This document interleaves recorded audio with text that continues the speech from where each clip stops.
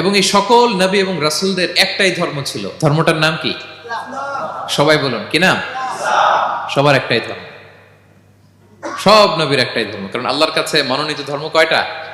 একটা। ইন্না দীনা ইনদাল্লাহিল ইসলাম, আল্লাহর কাছে মনোনীত একটাই ধর্ম, সেটা হচ্ছে ইসলাম। এই যে ইহুদি বলে, নাসারা বলে, এগুলো ধর্ম না, এগুলো বংশ গোষ্ঠী জাতির নাম অনুসারে নামকরণ করা হয়েছে। যেমন নাসারা এসেছে, ঈসা আলাইহিস সালামের মা মারিয়াম ফিলিস্তিনের নাসিরিয়া শহরে জন্মগ্রহণ করেছেন। নাসিরিয়া, ওইখান থেকে আসছে নাসারা। ইয়াকুব আলাইহিস সালামের 10 ছেলে, এই 10 ছেলের মধ্যে থেকে এক ছেলের নাম হচ্ছে ইয়াহুদা। এই ইয়াহুদা থেকে এসেছে ইহুদি। কিন্তু সব নবীর ধর্ম একটা। আওয়াজ করে বলুন তো সবাই, সেটা কি? ইসলাম। সবার ধর্ম একটা ছিল, ইসলাম। বিষ্ণু ইসা ইসলাম বলেন, ওয়াল আম্বিয়াউ ইখওয়াতুন লিআল্লাতিন, সেই বুখারীর বর্ণনা, নবীগণ হচ্ছে একে অন্যের বৈমাত্রেয় ভাইয়ের মতো। বৈমাত্রেয় ভাই মানে মা ভিন্ন কিন্তু বাবা এক, এরকম হয় না?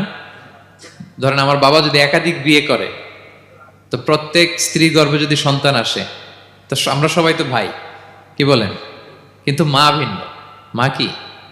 তবে বাবা এক। নবীদের দৃষ্টান্তটা এরকম, আল আম্বিয়া ও ইখওয়াতুন লিআল্লাত, নবীরা হচ্ছেন বৈমাত্রেয় ভাইয়ের মতো, তাদের মা ভিন্ন কিন্তু বাবা এক।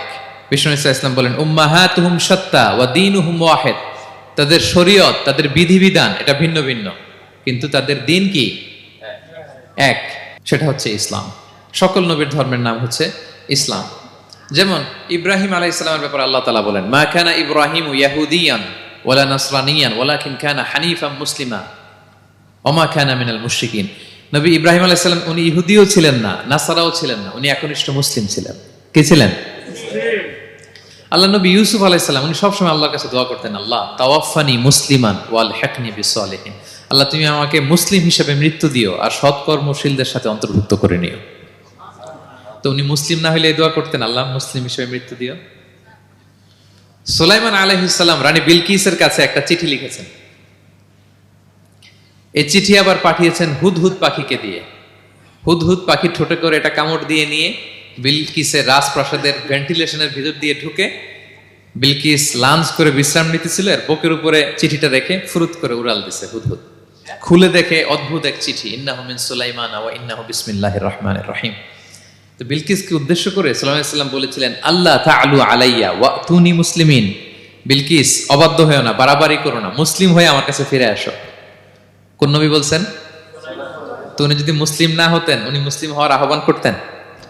প্রিয় ভাইরা, তাহলে সব নবীর ধর্ম একটা, সেটা কি? ইসলাম। সব নবী একই ধর্মের অনুসারী ছিলেন। এ পর্যায়ে আমরা কমন প্রফিটিক ফিচার্স, 10টা কমন ফিচার আছে যেটা সব নবীদের ক্ষেত্রে প্রযোজ্য। সব নবীদের ক্ষেত্রে এই ফিচারগুলো পাওয়া যায়। এই 10টা কমন ফিচার নিয়ে আলোচনা করবো ইনশাআল্লাহ। এই 10টা কমন ফিচারের 1 নম্বর হচ্ছে আল ওয়াহি। সকল নবীকে আল্লাহ তাআলা ওহী পাঠিয়েছেন, রেভেলেশন, প্রত্যাদেশ। ওহী মানে সিক্রেট মেসেজ, যেটা নবী শোনে আর আল্লাহ জানে, দুনিয়ার মানুষ এটা শোনে না। নবীরা বললে কেবল শোনে। সুবহানাল্লাহ বলেন। সব নবীকে আল্লাহ এই ওহীটা পাঠিয়েছেন, জিবরাইল আলাইহিস সালাম মারফত ওহী পাঠিয়েছেন, অথবা সরাসরি কিতাব পাঠিয়েছেন, কিংবা সহিফা পাঠিয়েছেন। আল্লাহ তাআলা ইরশাদ করছেন, ইন্না আওহাইনা ইলাইকা কামা আওহাইনা ইলা নূহি ওয়ান নাবিয়িনা মিন বাদি। নবী নূহ আলাইহিস সালামের পরে সব নবীদের কাছে আমি যেমনি ওহী পাঠিয়েছি, আপনার কাছেও আমি এভাবে ওহী পাঠিয়েছি। সব নবীদের কাছে আমি এভাবে ওহী পাঠিয়েছি। সূরা বাকারার শুরুতে মুত্তাকিদের সংজ্ঞা দিতে যে আল্লাহ তাআলা বলেন, ওয়াল্লাযীনা ইউমিনুনা বিমা উনজিলা ইলাইকা ওয়া মা উনজিলা মিন ক্বাবলিক ওয়া বিল আখিরাতি হুম ইউকিনুন।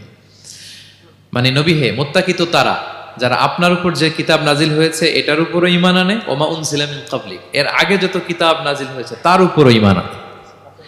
তা আমরা যদি শুধু কোরআনের উপর ঈমান আনি হবে? তার আগে যত কিতাব, আসমানি কিতাব নাজিল হয়েছে এগুলোর উপরও ঈমান আনার দরকার আছে না নাই? বলেন বলেন।